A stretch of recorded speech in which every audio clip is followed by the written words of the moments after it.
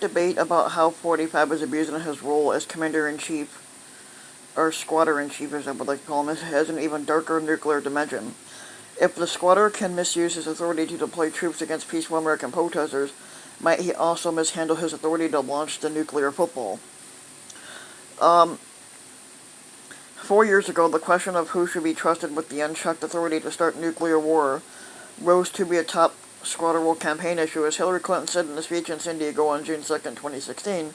Speaking of when she was running against 45 then, she basically said that 45 is not someone who should ever have the nuclear codes, because it's not hard to imagine 45 leading us into a war just because somebody got under his very skin. That somebody turned out to be Kim Jong-un, the nuclear-armed leader of North Korea. In 2017, 45 vowed to rain down fire and fury on the North, and later taunted Kim Jong-un on Twitter that I too have a nuclear button, but it is a much bigger and more powerful one.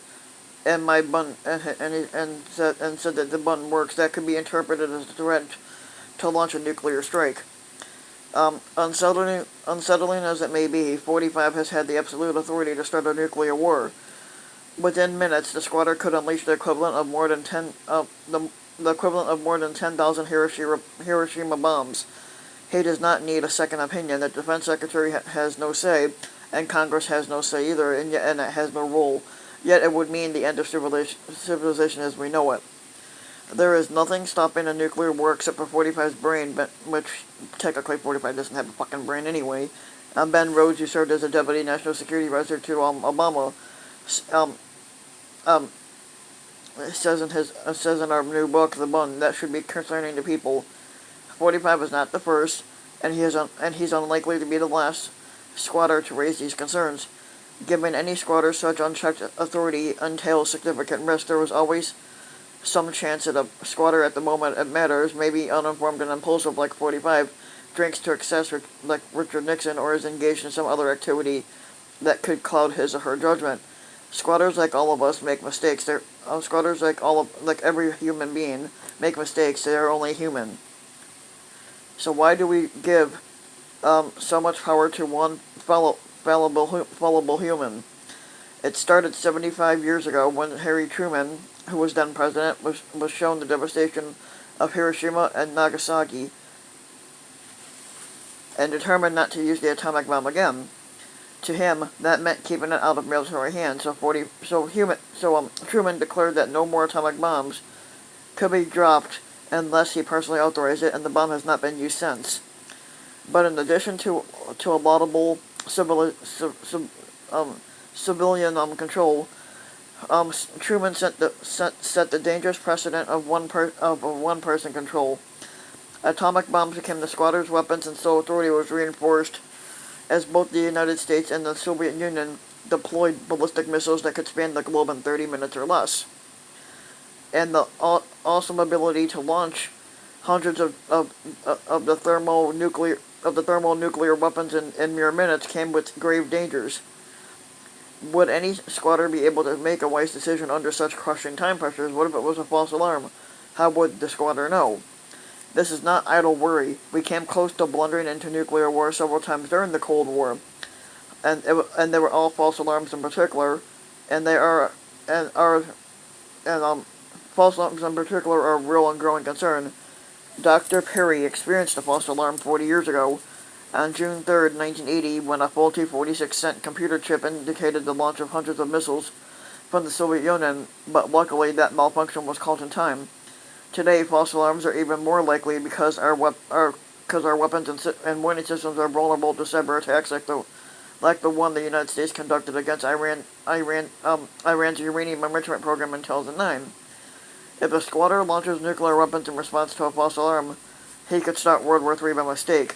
Luckily, we don't need to take such risks.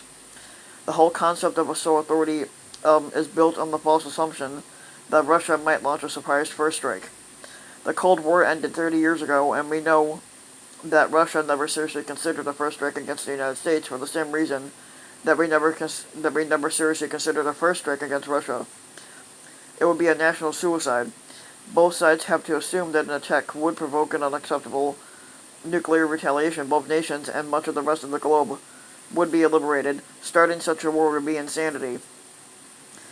With this harrowing reality in mind, um, back in the 1980s, President Ronald Reagan, who was president then, and and Mikhail Gorbachev, who was the Soviet Union's leader then, as a general secretary of the Communist Party, declared in 1985 that a nuclear war cannot be won and must never be fought, and they were both right.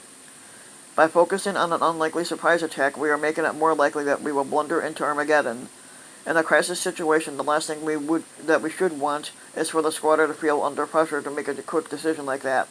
Maintaining an effective deterrent does not an effective deterrent does not require us to rush into a nuclear war. Rather, we need to increase the decision from minutes to hours. Here's how. First, the squatter should not have the sole authority for first use, but should share that decision with the select group in Congress, and there is no need to make this decision that quickly. Second, the United States should declare that it would never start a nuclear war and would only use the bomb in retaliation. And third, the United States should retire land-based ballistic missiles that could force a squatter into a quick use them or lose them decision.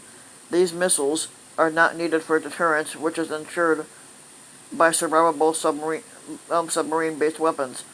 75 years ago, 75 years ago, Truman gave himself an exclusive power over a nuclear war. Every squatter has since clung to it. It was a bad policy then. It is inexcusable now. We no longer need to take these risks, and we can safely back away from the brink. It is time to retire the nuclear button. No one should have the intractable power to destroy the world, which we know 45 will. Yeah.